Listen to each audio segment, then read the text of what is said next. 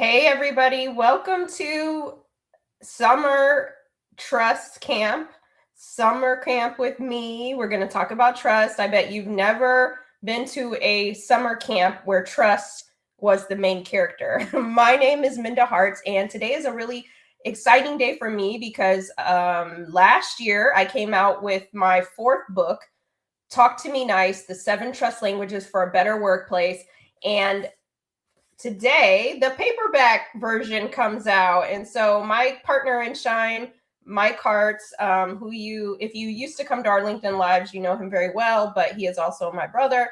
He's going to drop the link in the chat so that you can get this book, or you can get the book wherever you like to buy your books. Is also available in audiobook, and it's such a pleasure for me to, because people bought so much of the hardcover, it's exciting to have the paperback. So if you haven't gotten Talk to Me Nice, The 7 Trust Languages for a Better Workplace, this is your opportunity to get it now. And I've just been enjoying the ride. This is my fourth book and it's with Flatiron Books. And I call this my crossover album. If you know any of my past books, you know that The Memo, Right Within, and You Are More Than Magic were heavily focused on the experiences of women of color, and how we experience the workplace, and how essentially, I didn't realize it at the time, but I guess I'd always been talking about trust to some degree, but with a particular demographic of people. And my young adult book, so if you have a young adult in your life, make sure you get You Are More Than Magic. And it's a lot of the tenets that I talk about from the memo, but realizing that we deserve humanity, dignity, and respect, not when we get to the workplace at our 9 to 5, but way before that. How we communicate with our parents and, teachers and all the things. So I have tried my best in my thought leadership to make sure that people who haven't felt seen in certain spaces feel seen. And Talk to Me Nice, as I said, is like my crossover album, because I wanted to write a book about a topic that impacts everybody. You may never know what it's like to be me, walking around in this world, experiencing this world. But one thing is certain, we all know what it feels like when trust is present, and we all know what it feels like when it's absent. The same page and build from there. And so that's what we'll talk about it later. So there's 2 parts to summer camp today. I'm going to run through a little bit about the 7 trust languages so that we give you that Costco sample so you understand what it is and why. And then I'm going to bring Mike up and we're going to do a mini fireside chat. So today is all about you. Also at summer camp, if you remember, you received gifts. And who doesn't love a good gift, right? So we have some giveaways today. So make sure that you are active in the chat. And we're going to give away a few copies of the paperback. And I don't have my card decks with me, but I created, and we'll talk about this later, this trust game that I've been playing with McDonald's and Merck Pharmaceuticals and some of the top law firms all across the country and conferences, called the Trust Catalyst. We'll talk about that. And part of it is an interactive game/keynote workshop. And I have these card decks with the 7 trust languages. So we're going to give a couple of those out as well. We're doing summer camp today and tomorrow, and we're going to build off that. So because of summer camp, I have my summer fit on. Okay, my hair is out today. We are throwing away all the corporate stuff for a little bit and just letting our hair down, even though many of us are still working, right? But we can still summer. We can still summer, right? The only people that got to summer, it seems like those on Love Island, we get to summer too, all right? So I'm glad that you're here. I know that you could be anywhere in the world and you're here with us. So listen, before we jump into the Trust Summer Camp, I want you to tag somebody. Most of you are watching on LinkedIn Live, but if you're watching on Facebook, if you're watching on YouTube, or you're watching the replay, dive in. Okay, so quickly, not going to keep you here too long today, but we're going to run through trust as a new workplace language, because it's a global language. Trust isn't just something we want in Los Angeles. We want something, people in Tokyo want trust, people in North Dakota want trust, people in Brazil, Spain, Portugal, all the places, right? And again, we may not understand each other's lived experiences, but we know to be true, we all know the feeling. when trust is present and when it's gone. And so for those watching today, or if you aren't able to type in the chat, I want to ask you, how do you define trust? Because I feel that in our romantic relationships, in our platonic relationships, trust is like a non-negotiable, right? We're not going to stick around if we can't trust somebody, right? That's like a no-no. But in the workplace, somehow we are okay with not trusting people. We just assume that. We're just going to enter the workplace. You get on your job and you're like, you know what? I know I'm not going to be able to trust him. I know I'm not going to be able to trust her, right? We accept that as like the status quo, that you're not going to be able to trust your manager. You're not going to be able to trust your colleague. You're not going to be able to trust HR. Many of us have probably said that, but I'm here to tell you that that is not how we should be moving in the world. That is not good for our well-being. One of the statistics about trust is when trust is present, we are 74% less anxious. And I don't know about you, but I don't like working when I'm anxious.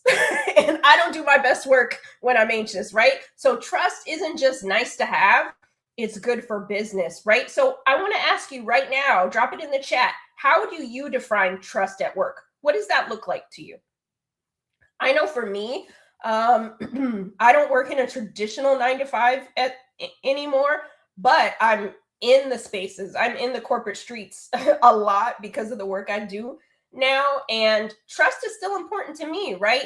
One of the things that I like is when people are honest with me, when they're clear, right? When I understand that there's not ambiguity on what I'm supposed to be doing and what you're supposed to be doing, right? Or transparency that I'm not going to get paid for 90 days when I think that I might be getting my check in 2 weeks, right? Like I like that. That matters to me. Something else I like is when people keep their commitments, right? I like when people tell me they're going to do something and they do it, right? And they don't ghost me. Like those things matter to me. And what we sometimes don't understand is when we don't follow through, when we aren't transparent, then that erodes trust. And I don't think any of us woke up this morning and say, who can I erode trust with today? Right? I don't think anybody thinks that way. But sometimes through our actions, our behaviors, our tones, right? That happens. And there's an expectation gap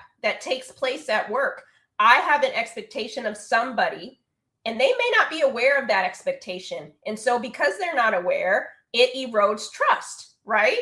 I have an expectation that if you say you're going to deliver the deliverable at 5 p.m. and I don't hear from you for like 4 days, trust is hanging in the balance. Now that person may think I'm not trying to erode trust with Minda, but they don't take it as important that I really needed that document, because if I don't have that document at 5, that's going to trigger another department and another department, right?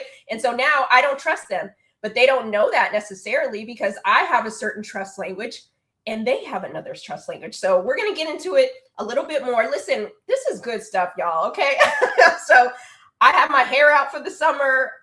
I'm going on month 2 of wearing natural hair, but you're not here for that. Okay. So I want you to drop in the chat, how do you define trust? And again, sometimes we don't even ask ourselves, what does trust look like in the workplace?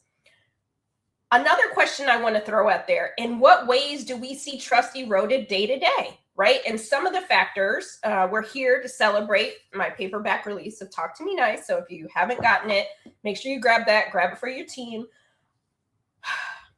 Again, we don't wake up and say, how do we erode trust? I don't think anybody does that. We're going to put you on the prayer list if you wake up and say, who can I erode trust with today? But it happens in intentional ways, in unintentional ways. And a few we'll talk about is gossiping at work. Fastest way, right, to erode trust. I know you want to talk about the tea. I know you want to know what happened with Judy last week, right? But if you have a conversation about that, is it enhancing trust or eroding trust, right? My mom used to tell me, I don't know if my brother remembers this, but my mom used to tell us growing up is that as long as you know is one thing she used to tell us when somebody was like telling us we don't know what we're talking about or whatever, she would say, as long as you know. But the other thing that sticks with me to this day is be careful what you say, because people only remember what you said, right? In a situation, in a conflict, right? When something's going down, they're not going to be like, I said the same thing. No, they're going to say, Minda said the same thing. And what do you think that's going to do to trust, right? And so gossiping, we don't need to have all the tea, right? Some tea we don't need, right? We don't need to have all the information if it's eroding relationships versus enhancing. What good could come out if we are at the break room talking about things that really don't add value to the day, right? Find a show to talk about, right? And we don't have to talk about other people in a negative way. Another way is favoritism, right? And there's tons of ways. Drop some in the chat. What are ways that you see trust eroded? But favoritism, oftentimes I think we see this especially on teams, right? We have our go-to people. If you are a manager, you have your go-to people because you know, I'm going to go to Minda because I know she's going to get the job done. I don't have to worry about it. I can sleep at night, right? But what does that signal to the rest of the team, right? It's not enhancing the relationship. It could potentially be eroding, and people may not trust you because they don't think you value their work because you always go to me, right? And that can bring tension to the team, right? So we're talking about some of these ways. Another way, and I haven't seen it in the chat yet, but you're not going to be surprised with this one. Micromanaging. I don't know about you, but I did have a manager that micromanaged the heck out of me, and it made me hate getting up and going to work. And I had a remote job even then, and I still hated the micromanagement. And micromanagement is an erosion of trust. Now, two sides to every coin, right? But one manager might think, oh, I'm just trying to be helpful. I'm just trying to be supportive. I'm trying to coach. Whereas that is signaling to somebody else on the other end of that, that you don't trust that I can get my work done. I have no anonymity, right? And again, realizing that sometimes our behaviors, our actions, and our tones are eroding trust. And even though a lot of the book, it says, talk to me nice, the 7 trust languages for a better workplace. But let me tell you, a lot of this is not necessarily a trust issue. This is a communication issue because we have this expectation gap, right, of what we expect from one another. And sometimes that's eroding trust. And oftentimes we don't have the language. We don't have the psychological safety to be able to put trust back on the tracks, right? So when these breakdowns happen, we just agonize, right? And we're not productive. And we just ruminate about how horrible of a situation that we're in, right? Meanwhile, the other person doesn't know, or maybe they do, that they are causing you such turmoil and they're eroding the relationship. And so one of the reasons why I wrote Talk to Me Nice is because I want us to be able to communicate better, right? Communication, if we have trust in the workplace, we're 21% more productive, 50% more retention, right? And so I don't know about you, but that's good for the bottom line. This isn't about us doing a trust fall and moving on with our day. This is about locking in and saying, okay, I have 2 choices, and we're going to get into that. I can either erode trust or enhance trust with what I'm about to say, what I'm about to do. And so another stat that I think is so important, especially in this climate, is that when we have trust, we have 50% more retention, and we want to keep good talent. We don't want them to run into the arms of another employer because trust is hanging on by a thread, right? Another stat that I want to share with you is that I don't know if this is true, but this is what the Gallup poll says. And not that I don't think they are telling the truth, but I think sometimes people don't feel safe enough in their workplaces to tell the truth. There was a movie called A Few Good Men, and Jack Nicholson said, you can't handle the truth, right? And we can, right? But sometimes our environments that we are in don't foster good communication, don't foster levels of trust, right? We can still have a difference of opinion and still keep humanity, dignity, and respect at the center. And sometimes, depending on how you were raised or socialized, people don't always have the same tools to communicate. Therefore, trust is eroded, right? And so we can handle the truth. We are all adults here, right? We're probably all over 21 here today. So we can handle the truth. But remember the saying, it's not what you say, but how you say it, right? So we can deliver news. Reorgs are going to happen. Layoffs are going to happen. But how we communicate that, do I find out right when I log into my computer and now my password doesn't work, right? Or did someone maybe tell me 90 days ago that this might be a reality for me and they have helped me, right? They provided resources so that if that hits our department, we have a softer place to land, right? Again, there are ways, even with hard news, that we can deliver them and keep trust on the tracks, right? And so I think that's important to note. We're going to run through this real quick. A couple more stats I wanted to share with you, and this is from a survey from Indeed that they did several months ago, but executives are expecting to see these trends more when we don't have trust available. 65% more quiet quitting. You all remember the phenomenon of quiet quitting, right? We're there, we're doing the work, we're like Weekend at Bernie's, right? Our eyes are open. We got the device to keep the green light hovering, but we're doing bare minimum, right? That's not good for team cohesion. That's not good for communication. And it's not good for trust. We don't want people to be quiet quitting, right? So trust is probably hanging in the balance, right? Because we don't trust that our manager sees us or whatever the case may be, right?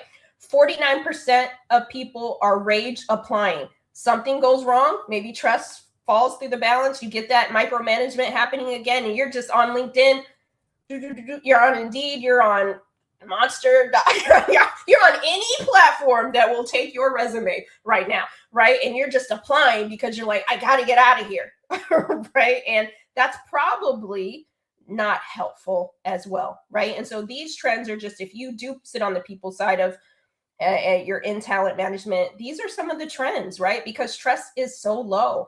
Out of all the workplace surveys taking place right now, low trust falls in the top 3 issues that employees are having at work, right? And so these are things we can solve for. And we're going to talk about those ways. And then 51% more quiet firing. And this is an interesting one. I don't know if any of you have heard of quiet firing, but we're firing people, we're retiring people, right? Does anybody remember that movie? God, what is it? Oh, Office Space, right? And Milton, they put Milton in the basement, and instead of like firing him or whatever, they just put him down there to do busy work, right? And so a lot of that is happening instead of having communication, instead of being transparent, right? And so these are just some of the trends that I wanted to highlight for you all, because these are trends we can solve for. We don't have to have 65% quiet quitting. We don't have to have 49% rage applying, but a lot of what's taking place is the low trust. People feel like it's like the Titanic, they got to jump off the ship, right? And there's room to have better conversations so that we don't have to see these trends. Okay, so if you get nothing out of summer camp today, welcome to summer camp. If you're just joining us, Trust Summer Camp, we're celebrating the paperback release today of my book, Talk to Me Nice. If you didn't get the hard copy, jump in and get the 7 trust languages. I am giving you a Costco sample of some of the talks that I'm having at companies like McDonald's and Merck and Indeed, and we're talking about these 7 trust languages, universities and colleges. So it's been such an awesome experience to be talking about trust at such a time like this. When I pitched this book, fun fact, when I pitched this book, it was like 3 years ago, I pitched this book, and it didn't come out till last year, excuse me. And I just had this feeling that trust and communication were really going to take a hit. And I was forecasting what I thought my work should evolve to.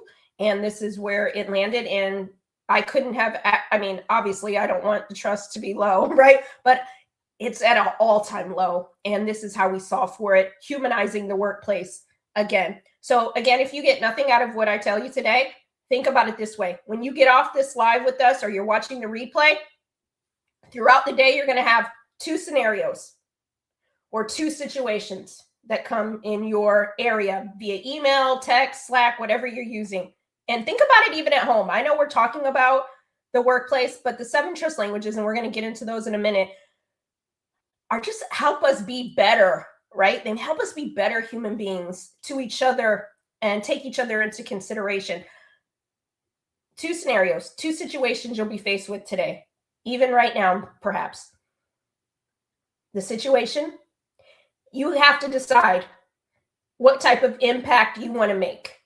Do I want to enhance this relationship or do I want to erode this relationship? And if each of us ask ourselves that simple question before we shoot that email off, before we pick up that phone to tell somebody, give them a piece of our mind, right?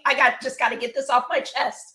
I want you to think about, is getting this off your chest going to enhance this relationship or erode this relationship? And I want you to think about the future of the relationship. If I say this thing, how would it feel if I were sitting in their shoes, or I was reading this email as they get it in their inbox this morning, or I call them into a Zoom meeting and the first thing I say, instead of asking, how was your kid's soccer game last week, I go straight into feedback, right? That's not enhancing any type of relationship, right? That's eroding the relationship. And I just want us to think about that. And before I zoom into the next couple slides, before we jump into some Q&A, I want you to think about it this way. We are human first and colleagues second, right? And so if we start to take each other into consideration, I feel like, I don't have data to support this, and you tell me if I'm right or wrong, but I feel like after COVID or the pandemic, we don't consider each other enough. I'm not saying that we all had the best of manners before the pandemic, but I feel like now we just immediately jump to conclusions. We immediately jump to canceling somebody instead of finding out the whys behind it, instead of assuming, we need to play Inspector Gadget a little bit more, right? And understand that just because somebody has their camera off doesn't mean they're having a Mai Tai in Tahiti. Maybe their grandfather has dementia and they're caretaking, and because certain situations are happening at home, I have to keep the camera off right now.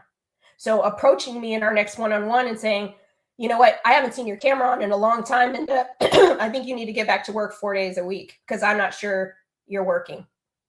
Is that going to enhance our relationship or erode that relationship? Or could you approach me in a way that I'm thinking about, and we'll get into the trust languages, which I'm so excited about, but thinking about what language do I want to speak to Minda, because I want to keep trust at the center.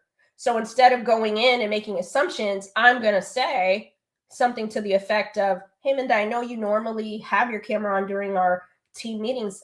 I noticed that you haven't in a couple of meetings. Is everything okay? Just wanted to check in, right? Then that empathy, that sensitivity is being afforded to me. I feel safe. I feel psychological safety, and I can respond and be transparent and say, actually, here's what's been going on, right?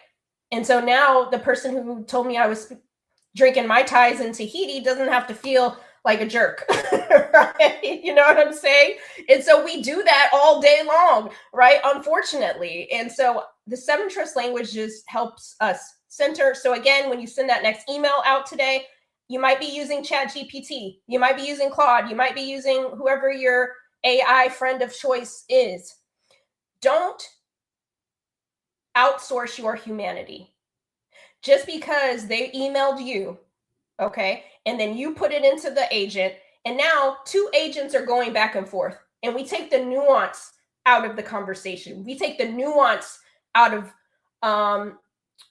the humanization, right? That agent doesn't know what happened in that meeting 2 weeks ago that would allow for that person to send you that message. They're just going to get cut and dry to the point, right? And so take time to read through. Think about, is this message enhancing or eroding? Just because you get all your periods right or you have a concise email doesn't mean it's enhancing communication, doesn't mean it's enhancing trust, right? And so we all do it. So this isn't like I'm shaming anyone, right? This is a way that we all get to be better. And that's what we want. We don't want anyone, at least I don't, to leave the workplace because they can't get along with me, because they can't approach me, right? Because they can't talk to me. You ever been in a situation with somebody and they say, I can't talk to you, right? We don't want people to feel that way about us, right? And vice versa, right? So let's lean into these 7 trust languages that we're about to get into. I hope you're having fun at summer camp. I'm having fun. Quickly, the 7 trust languages. And again, I wish I had more time to dive into these with you. But here is the thing.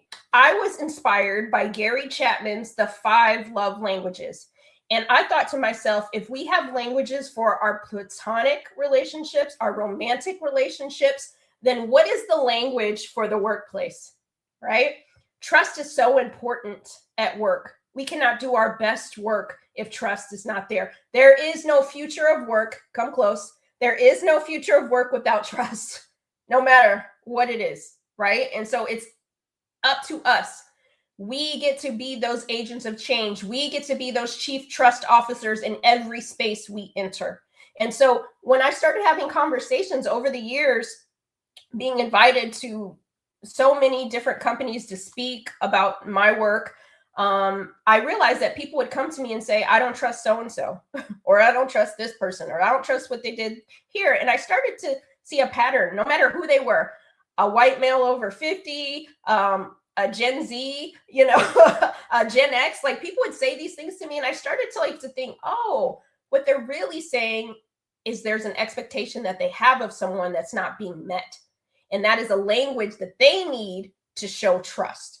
And based off of all the conversations I've had since 2015, I boiled down the issue is less of an issue, but more of missing. Something's missing. And so over the years, I realized that people were saying that they needed 1 or 2 or 3 of these 7 things, right? And so now each of you are about to be bilingual in trust. So go ahead and put it on your LinkedIn profiles after this, right? You get your certified chief trust officer after this. Say that 10 times fast. Okay. So I want you to think about the trust languages in this way. You have a primary trust language, a secondary trust language, and a tertiary trust language. And if you have a trust language, then somebody you work with, somebody that reports into you, someone you report into, they have a trust language too. And even though we're going to talk about our particular trust languages today, I want you to think about what yours is. And if you're not getting that, how do you advocate for it? And in the book, I have scripts, there's quizzes to find out what your trust languages are and all the things, and how you advocate for it if you're not getting it. So very quickly, one of the trust languages is security. Some people just want psychological safety. They want to feel safe enough to be able to say how they feel without fear of retribution. And security is not just psychological safety, but it's intellectual security, emotional security, physical security. If I took you to a construction site right now, I said, hey, we're at summer camp, let's go on a field trip. And I take you to this construction site and you see that there's potholes, that there's no body managing the situation. I haven't given you any protective gear, no hard hats, no gloves, no shoes, no goggles, no trainings. And I just said, come follow me. Watch out for that pothole. And when that crane comes, you better duck, girl. You better duck, bro. Okay. Just trust me. Many of you would not move an inch, and I would not fault you for that. You don't feel that safety. So what is that security? What are the proverbial gloves, the proverbial hard hat, the PPE gear that we need going into other industries, right? Trust is industry agnostic. Every industry needs trust and communication in the workplace. And we understand that for a construction site. So we need to understand that for the law firm, for the doctor's office, for the college, right? For the tech company. We should have those mechanisms in place. Intellectual security is something I want to talk about really quickly. And that's important because have you ever been in a meeting and you say your idea and you're super excited about it, and then like next week somebody else says your idea and they did not credit you, and then everybody makes a fuss like, right? That is not intellectual security. So what ends up happening is you don't trust that environment anymore to be able to say your ideas. And you know what? That's a loss to the company because you have great ideas. And oftentimes we don't go and have a conversation about that. Or as a manager, we aren't paying attention or being emotionally intelligent enough to say, you know what? Minda said that 2 weeks ago. And I need to say, you know what, Minda, didn't you say that 2 weeks ago? Why don't you chime in on that? Or if I'm a colleague and I notice that, I should chime in too, right? Because we want to enhance trust instead of erode trust. Okay, I have to keep going. Feedback. How many of you have heard feedback is a gift? Well, who's received a gift that you don't like? We've all received gifts that we were like, you could have saved that $1, right? But it's the thought that counts, okay? But feedback is one of those things in the workplace that I think gets eroded all the time. Put a 1 in the chat if you've had somebody erode your trust. Again, it's not intentional, but sometimes we don't all have the same tools in the toolkit. And so we just give feedback. And it's like, wait, where did this come from? Why are you just telling me this for the first time at my performance review? And now I'm supposed to sign off on this and you've never said anything to me about it, right? Feedback is meaningful and consistent insight. Am I giving you this feedback because I want to enhance this relationship? Or am I giving you this feedback because I want you to crash out for the rest of the day? Right? Again, it's not what you say, but how you say it. And feedback is one of those things that is really important because even when we don't give feedback, there's a stat that says over 50% of male managers don't feel comfortable giving their female direct reports feedback because they don't want to be mean or be deemed as not being nice. And so many of them don't give them feedback. Or if you are from a certain community that's different from what you grew up with or identify with, then there's a fear of giving you feedback because you don't want to be mean. And you know, when we don't give meaningful and consistent insight, we are taking away someone's opportunity for growth. And we don't want to do that, right? So feedback is important, but it needs to be meaningful.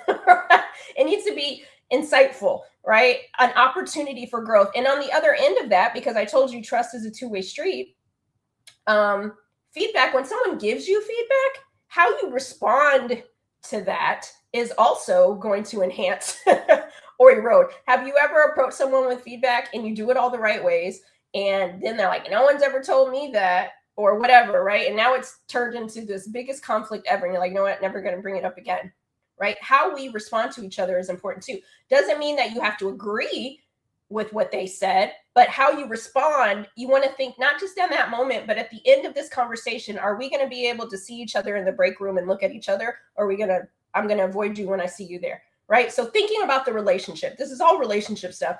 Next thing, acknowledgement. And I'm breezing through this. I have a whole book. We dive deep, make sure you get it. But I just want it. We're at summer camp, so we're just, having fun. Acknowledgement. Some people don't trust who they work with because they never are acknowledged. In this economy, we may not be able to give out bonuses and increases and all the things, but you know what we can do is give acknowledgement. Thank you, Michael, for being here on the live and making sure that I can do my summer trust camp today. I don't know where I'd be if we hadn't worked together all these years and built a trusting relationship today. That is meaningful. That means I see you and you're valued. Some of you right now don't trust someone you work with because you don't feel like they value you. Let me take it even a step further.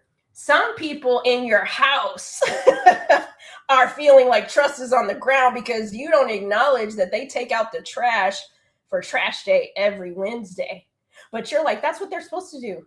And yes, it might be how you divvied up things, but to say, you know what, thank you so much for making sure the trash is out. I've been ripping and running and I couldn't have done it. And, thank you for taking that load off of me so that I can focus on some other household duties, right? That's going to hit different to people. So my homework to you is tell somebody, acknowledge them. That's for free, right? That's going to make somebody feel good. That may not be your primary language. So you may not be the person that feels comfortable just giving the gold stars and giving the acknowledgement, but somebody that works with you, somebody that reports into you or you report into, they need acknowledgement. And that's a language that we can speak to them. The next one, demonstration. That's the show and the tell. If I tell you that at my company, we promote from within, and the next 5 hires you see are outside candidates, I did not demonstrate that my actions align with my values. And that's eroding trust, right? It's the repair.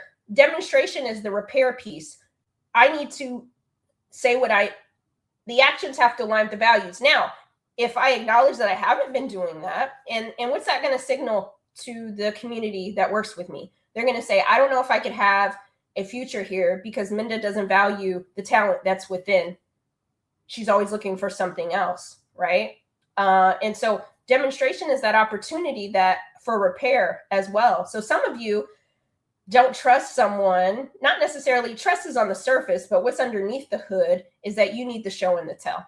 You need the demonstration, right? You need the repair. And so even though I keep saying we promote from within and you haven't seen that yet, the 6th hire, if I promote from within, that's going to prove to you, maybe Minda gets it now. Maybe she understands how important it is to invest in the talent that's here.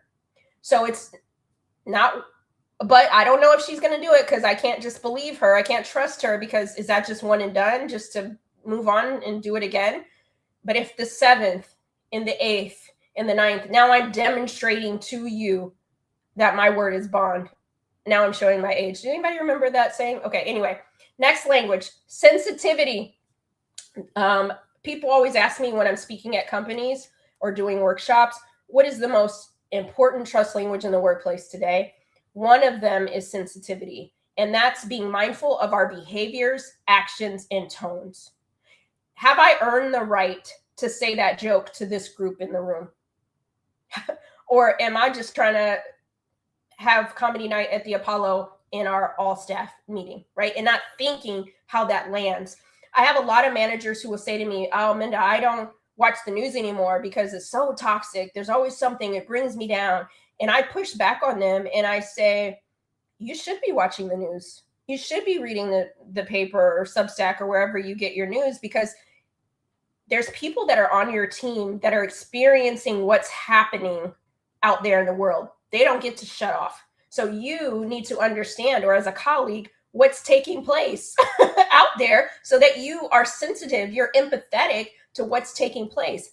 About a year ago, I live in California, Southern California, and over a year ago, there were massive wildfires, right? And so a lot of people were displaced from where they live or they lost their homes. And I had a lot of friends that lost their homes during that time period. And so if you are a manager or someone who isn't paying attention to what's going on, not being sensitive, you're going to say, Minda, get on, or I reach out to you, for example, and say, you're my manager. Oh, we have this wildfire situation going on. I need to evacuate my house. I'm not able to do our annual review right now. And then as a manager, being sensitive is saying, Minda, do you need anything?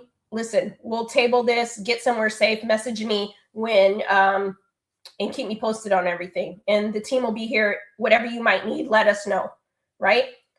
But not being sensitive, eroding the relationship would say, I understand that, but because I live in New York City and that's not impacting the global team, I need you to get to the nearest Starbucks and find a hot spot so we can finish this out. I got to wrap this up, right? So unaware, right? When you need the sensitivity. So when you send that email, think about it. Have I earned the right to say it this way to this person? Or am I being sensitive, empathetic, right? And I think a lot of us, again, lack the sensitivity. And again, you may not need it. I hear a lot of people say, oh, you have to coddle certain generations and this, that, and the other. No, it's about speaking someone's language so you get the best out of them, so they get the best out of you, right? And understanding. Maybe you're a baby boomer and maybe you have a team that's full of Gen Z. So every day you're not going to talk down to Gen Z and say, oh, you guys never want to work anymore. You don't know how to communicate, da, da, da, da. Be sensitive that you grew up in a time where the job market was a little more stable. You worked a 9 to 5. And now we have a generation that many of them have never had to work 9 to 5 or be inside the office, or they they haven't been exposed to break room birthday parties, right? Or a lot of our communication was on the telephone. You pick up the phone and have a conversation, whereas some demographics, they're used to email exchange, they're used to text messaging, right? So let's be sensitive to those things, or vice versa, right? So again, I'm got to move through. The next one is follow through, and that's keeping our word, keeping our commitments, right? If I tell you that the report is going to be there at 5, then I turn it into you at 5. If I tell you that I'm going to make an email introduction to somebody, then I make the email introduction for you, right? And when I can't do that, or I forgot, or I've fallen short, I follow back up. Hey, Minda, I know that I said that I would have that report to you at 5. It's noon. I'm finding that I'm running behind with certain meetings. Can I get an hour extension? Would that be okay? That's still going to keep trust on the tracks, and you're still going to consider me for something else because I followed through with you. I didn't message you at 4:57 telling you I don't think I can do it, or I don't ghost you, right? The worst thing, you hear about dating ghosting, but the worst ghost is a workplace ghost, leaving you on workplace read, right? Or when I see you, now you're going the other way because you owed that to me, right? And so some people just need you to follow through and keep your word. So here's a tip. Let's think about what's on our plate. Let's stop saying yes to everything when we know that we're at capacity, right? Again, many of us say yes to a lot of things, and then we're stressed out, can't finish, can't follow through. And somebody who's thinking about us for maybe leadership positions is going to say, you know what, Minda's really good at X, Y, and Z, but she is not good at following through. So I don't think we can hire her for this team, right? You may not value it. You may not seem like a big deal to you, but somebody that you work with requires that. That's part of building trust for them. And lastly, transparency, having clarity and honesty. If I am a leader at a company and you see smoke is coming from the chimney, and I tell you, you ask me what that is, and I say, oh, it's nothing, don't worry about it, just go back and work. You hear the alarms go off, and you ask me what's going on, and I tell you, oh, it's nothing to see, just go back and work, right? That is not being clear, and that's not providing clarity and honesty. That's not providing transparency. Now, as a leader, I may not know why the smoke is taking place. I may not know why the alarms are going off, but I also know that you're not stupid, right? So I can say to you, you know what? I smelled the smoke too. I hear their alarms. I'm not sure what's causing that right now, but let me find out some more information. And when I have it, I'll come back to you, right? I know that your workplace best friend just got laid off last week. I can understand how that might feel. If anybody wants to talk about what's happening in some of the other departments, come to me. Again, you may not know why these things are happening, but don't pretend that the workplace best friend didn't just work here for the last 20 years and now are Casper the Ghost, right? Transparency is so important.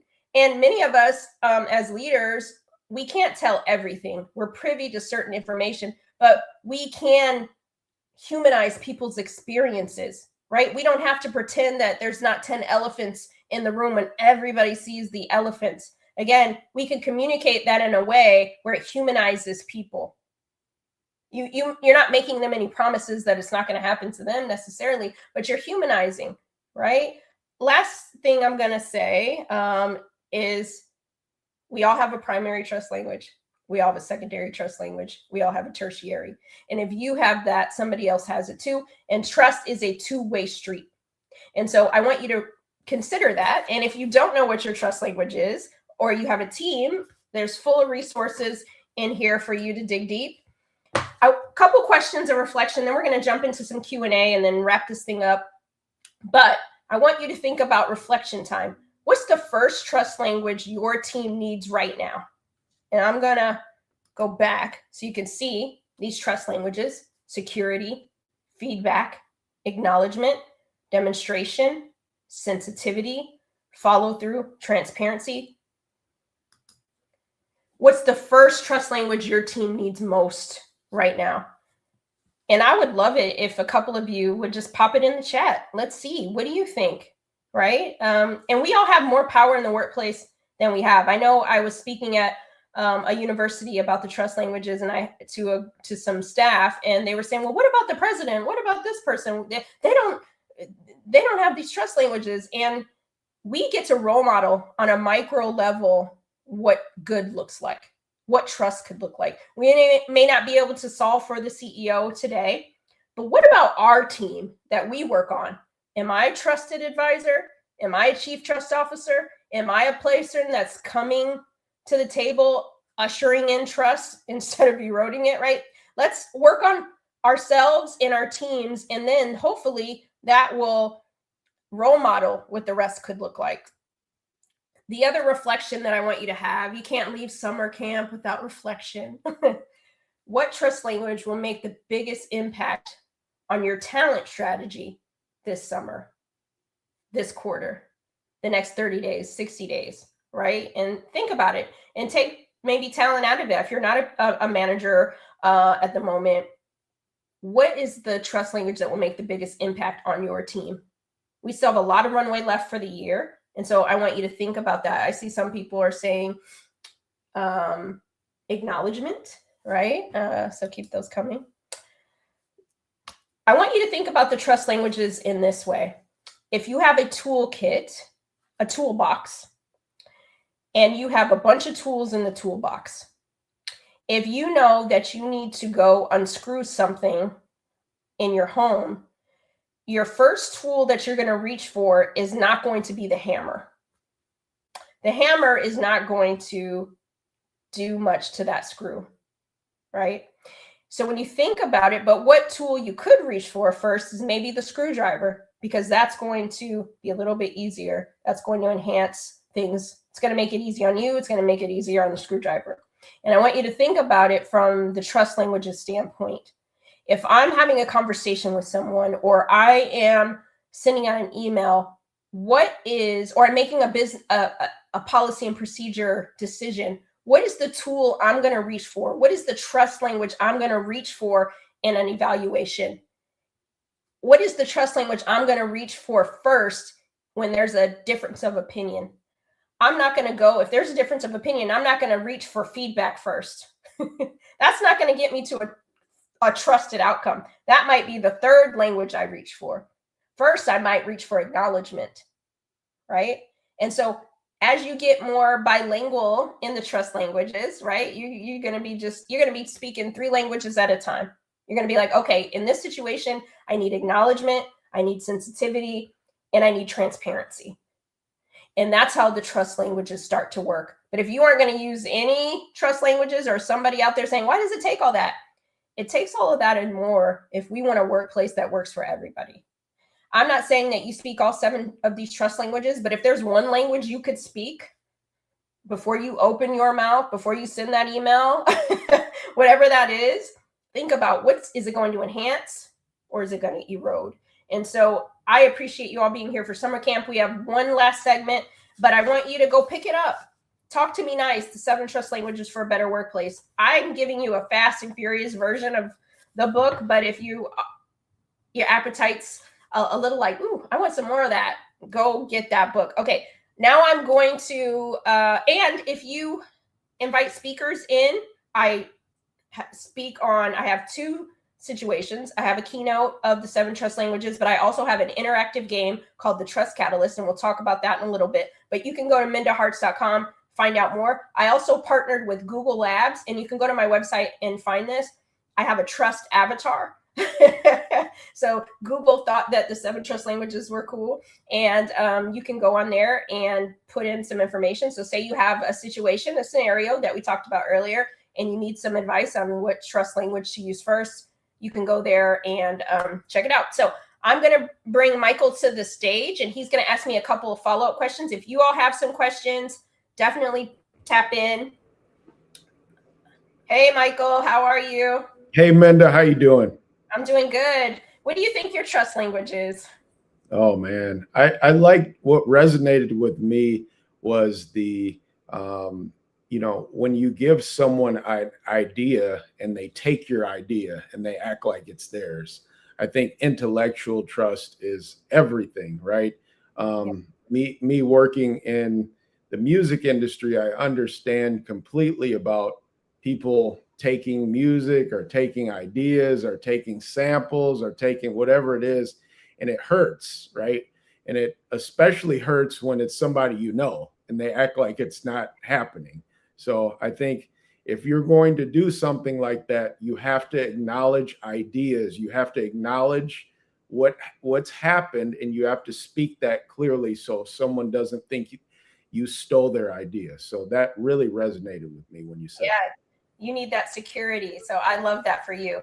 I love that for me. So, now as your sibling, I know what you value.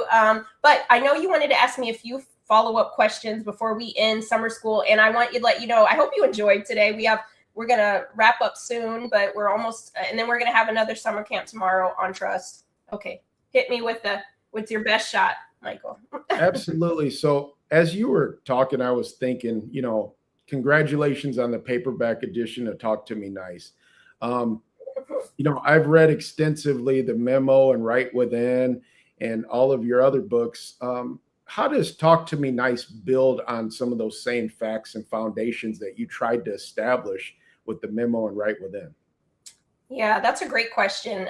And thank you to those who found me in my other books. Maybe Talk to Me Nice was the first book you found, but if you've been with me for a while, I appreciate you. I think that I had always been talking about trust, but not explicitly, right? When I started this work, I was talking about the ways where women of color don't feel that trust is present, that psychological safety isn't present. And the more I started going into companies and talking to everybody, I realized that at the core of it, it's less about trust and more about communication. Do we feel comfortable having conversations, right? And you can't solve for equity if we don't trust each other. And so I realized it's kind of like the chicken or the egg concept. And I'm like, oh, you know what? We're going to have to go back to the foundational part, and we have to start with trust. Because if we don't trust each other and we can't talk to each other and articulate our needs and values, then we're not going to solve for this other stuff, right? And so I realized that I kind of was at the finish line with some of these, but I needed to go back to the beginning, and Talk to Me Nice was that way to bring everybody in, right? There are people who will never read the Memo. They'll never read Right Within, but they'll read Talk to Me Nice because it resonates with them, because trust, again, is a global language. We all get that, right? And because of that, they're going to say, oh, you know what? Let me go check out some of these other books because now I get it. Humanity, dignity, and respect are needed every day in the workplace. That's amazing. Was it like a leap of faith for you to do a book like Talk to Me Nice after doing some of the other titles? It does build on the information, but it seems like this is like a whole new world. This is like an amazing opening that, could you see yourself, could Minda Harts 5-10 years ago see yourself doing a book like this? No. I was nervous. I'll be honest and vulnerable here. I was nervous about doing what I call my crossover book because I had been writing to a certain demographic, and but I still am, right? But now I'm like, let's take this conversation and bring them to summer camp too, right? Let's bring everybody to the table and have a conversation. And I ended up even hearing from people at former publishers that, I don't know, Minda, if you can write a book, you have such a great audience right here. I don't know if you should be writing a book like a Brene Brown to everybody or a Simon Sinek. And I'm like, well, why not? I could do that right. too if I have the opportunity, right? And I got the opportunity to do that. And because of you, Talk to Me Nice became a national bestseller, USA Today. And so it felt good, right? When a lot of people said they didn't think that I could do a crossover book, that I did. And I really need you all to keep pushing in and leaning and sharing it, because we're just getting started. Mm-hmm. That's amazing, Minda. You do a great job of putting language to feelings. Like, we all feel different things in the workplace. And I think the Memo and opened up the doors for like putting language to the workplace.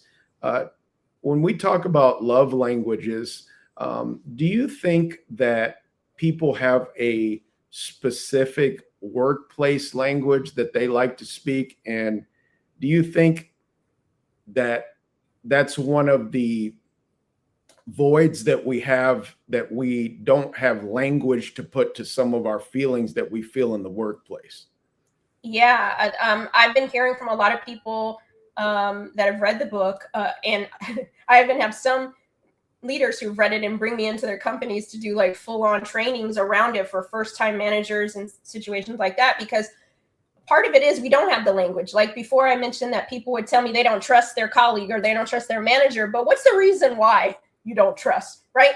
And I reflect back to a time in my former life where I had this manager, and he would call me like a rock star, and he'd say, "Oh, you're a rock star," and all this stuff, and he would give me all this lip service, but I didn't feel like that was really true, right? And so I didn't trust that he really had my best interest at heart. And so I would create this narrative in my mind, because maybe I'm the only one that ever creates narratives that may or may not be true. But I created this narrative that I don't trust him. I can't trust him, all the things, right?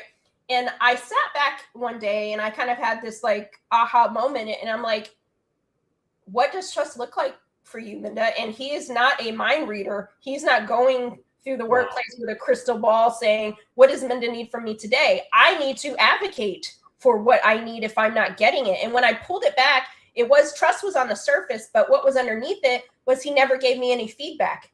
And because he never gave me any feedback, trust was eroded, but he didn't know that. So it goes back to the expectation that I had of him that he wasn't aware of, right? And we create these narratives sometimes that may or may not be true. And if you let me create the narrative, I am in an episode of Game of Thrones, right? It's pandemonium. We're off the Iron Wall. Everything's gone bad, right? Instead of what tends to have, we move on with that narrative and we never have a conversation. And that's where the communication and the trust erode because of the gap, right? So I said to myself, okay, Minda, you're a grown-up, right? On paper, what would it look like to go and have a conversation with him and let him know that you value feedback, right? Now, here's the thing, Michael. I could approach him in two ways, like we talked about earlier in summer camp. I can approach him in a way that enhances, or I can approach him in a way that erodes, right? So I can set up a meeting with him, and in that next one-on-one, be like, you hate me, you never help me, you always do it for Jennifer, and da-da-da-da-da-da, right? Where am I going to get in that conversation? Where do you think that conversation gets me, Michael? It'll end bad because he or she would start by being with an offense, right? They may get defensive immediately because the way you come at them. Yeah. So I realized that's not how I want to establish it. So I approached it with the enhancing, right? And again, It doesn't mean you can do everything right and still you're dealing with people who just don't get it, right? But did I do the things that I knew were in my control? So I decided on that, I'm going to enhance the relationship. So I went into that meeting and said, I really value when you provide me feedback after I finish a project. I don't feel like we have enough time. Can we start carving out at least 10 to 15 minutes in these every 2-week meetings where you provide me feedback so that I know that I'm on the right track? And he said to me, oh, I didn't know you needed it. You're a rock star, all the things, right?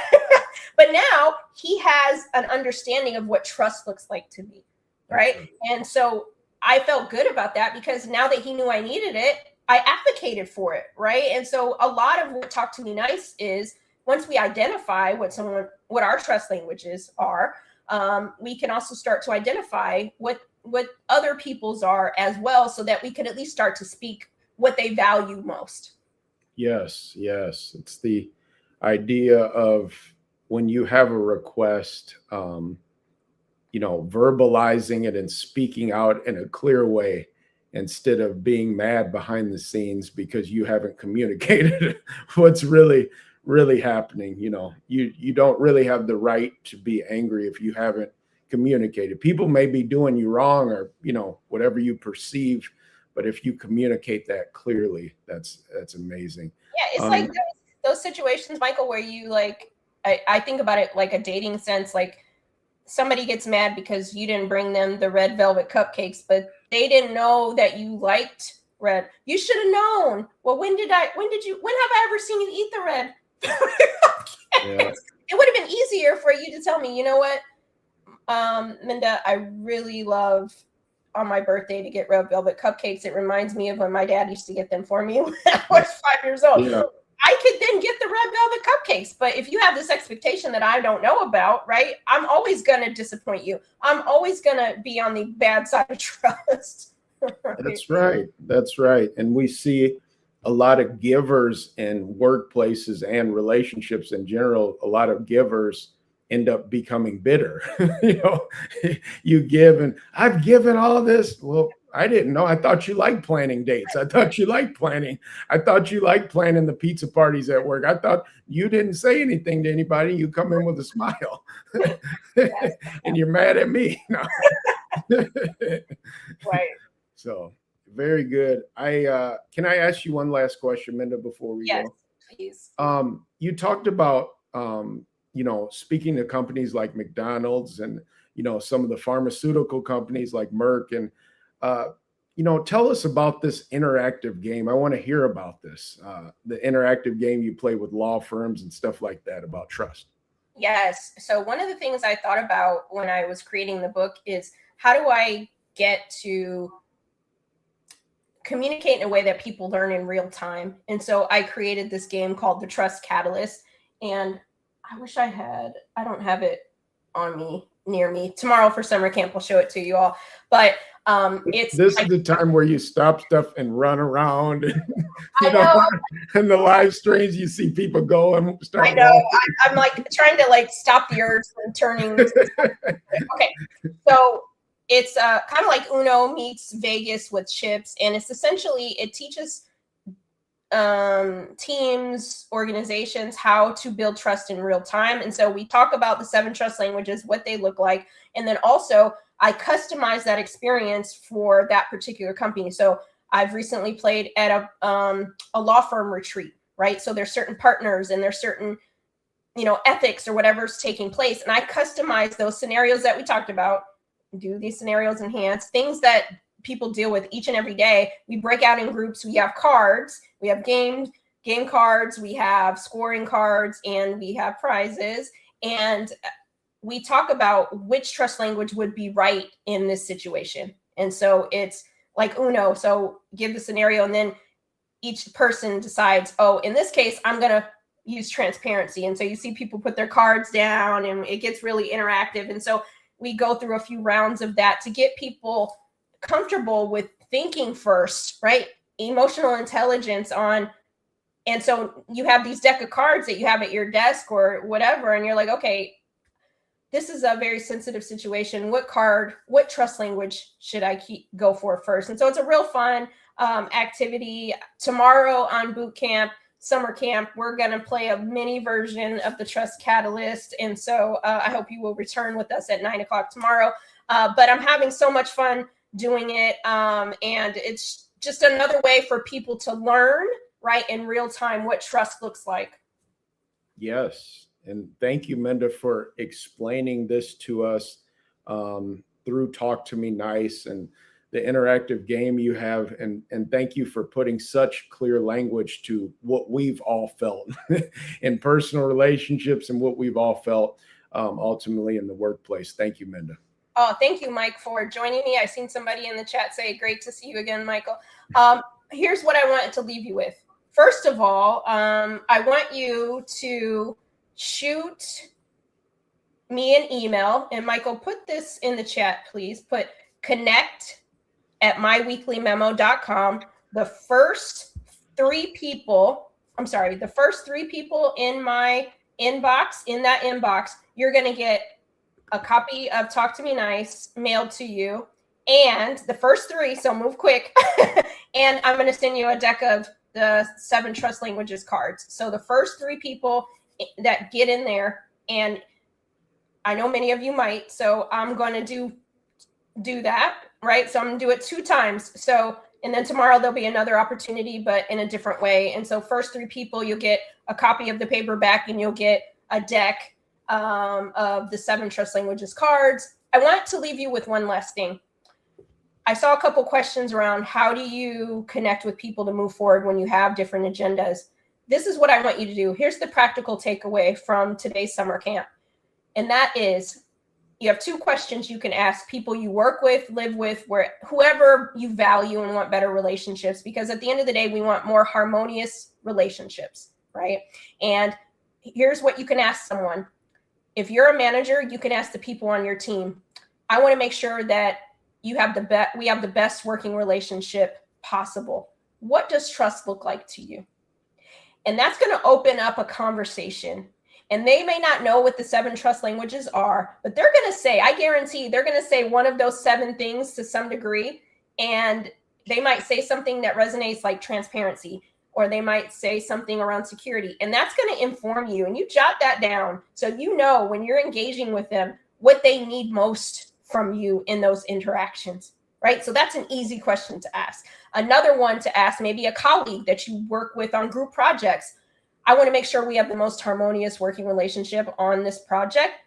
What does trust look like? What do you need from me to do your best work, right? And that's going to enhance the relationship. And if they're a good human being, they're going to ask you that on the flip side. What do you need from me? And then you get to say, I really value when we have follow through. Like if we say we're going to do this, then I get that, right? Like that's important to me. And we get to communicate with each other and we start to close this expectation gap. This is something we can all solve for. We don't need $1 million initiative to do this. We can do this right now. And so I am so honored to join you for summer camp. I hope you had a good time. Watch the replay, share it with your peeps. And I hope if you don't get a free copy in my inbox that you will grab this for your team.